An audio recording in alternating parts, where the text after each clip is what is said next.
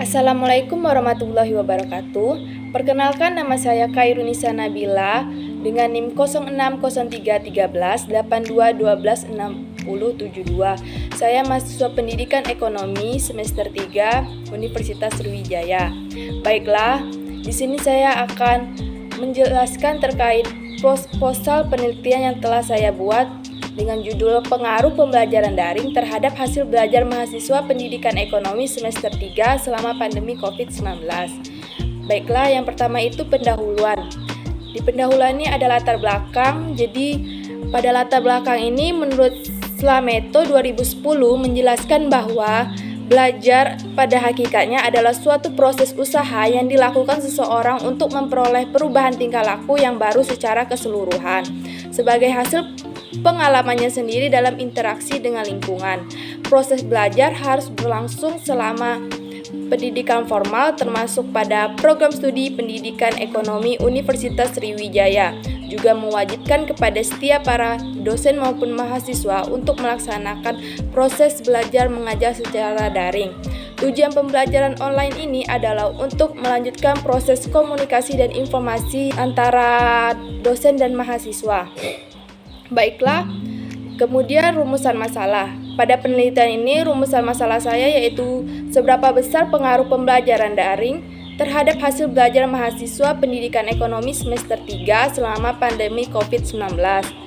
Kemudian tujuan penelitian. Pada tujuan penelitian ini adalah untuk mengetahui seberapa besar pengaruh pembelajaran daring terhadap hasil belajar mahasiswa pendidikan ekonomi semester 3 selama pandemi COVID-19.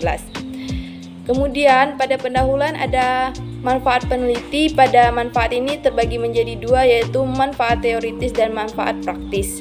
Selanjutnya ada tinjauan pustaka. Pada tinjauan pustaka ini yang pertama itu ada pembelajaran daring. Pengertian pembelajaran daring adalah suatu bentuk pemanfaatan teknologi dalam mendukung proses belajar mengajar jarak jauh. Hal ini meningkatkan perubahan gaya belajar yang semakin pesat. Dalam kurung Dimyati 2015. Kemudian jenis-jenis pembelajaran daring. Berdasarkan ruang lingkupnya, pembelajaran daring terdiri dari 3 macam jenis, yaitu pembelajaran sinkron, kemudian pembelajaran asinkron, dan yang terakhir itu pembelajaran campuran. Baiklah, kemudian itu ada hasil belajar.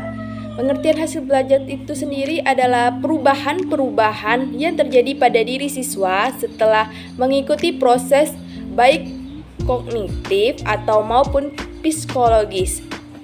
Kemudian pada hasil belajar ini tentunya ada faktor-faktor yang mempengaruhi hasil belajar.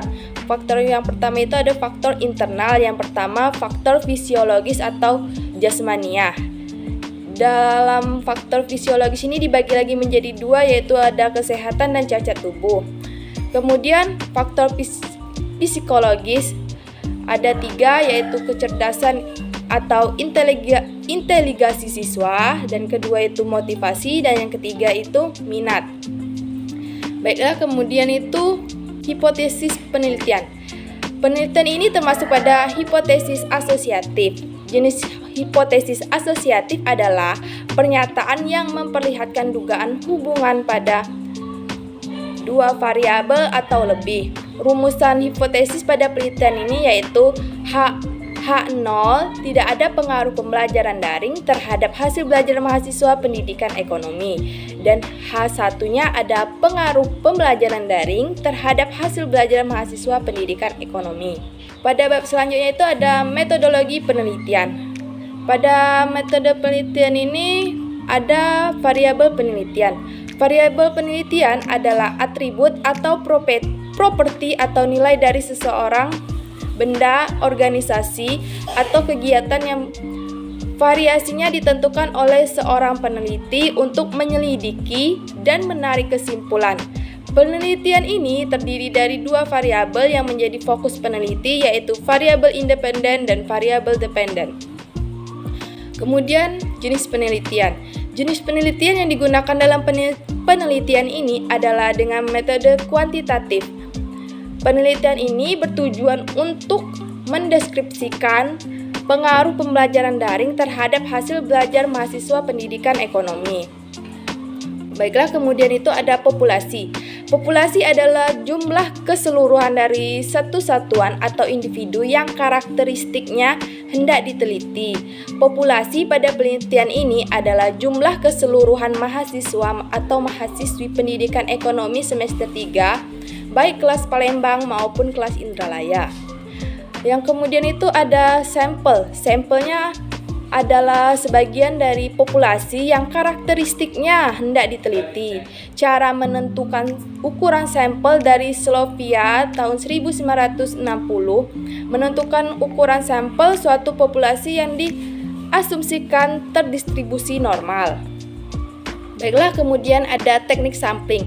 Teknik sampling adalah teknik yang dilakukan untuk menentukan sampel. Pada penelitian ini, saya menggunakan teknik probability sampling, dan dalam pengambilan sampelnya, saya menggunakan simple random sampling.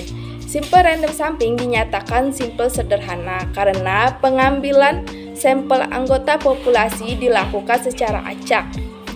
Kemudian ada teknik pengumpulan data. Pada penelitian ini, metode yang digunakan yaitu metode angket atau kuesioner. Metode ini digunakan untuk memperoleh data mengenai hasil belajar mahasiswa pendidikan ekonomi semester 3 selama pandemi COVID berupa pernyataan dengan beberapa pilihan jawaban. Yang terakhir itu ada teknik analisis data. Teknik analisis data merupakan suatu proses mengelola data menjadi informasi baru. Proses ini dilakukan bertujuan agar karakteristik data menjadi lebih mudah dimengerti dan berguna sebagai solusi bagi suatu permasalahan, khususnya yang berkaitan dengan penelitian.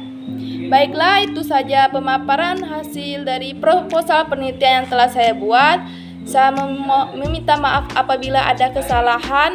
Saya akhiri. Wassalamualaikum warahmatullahi wabarakatuh.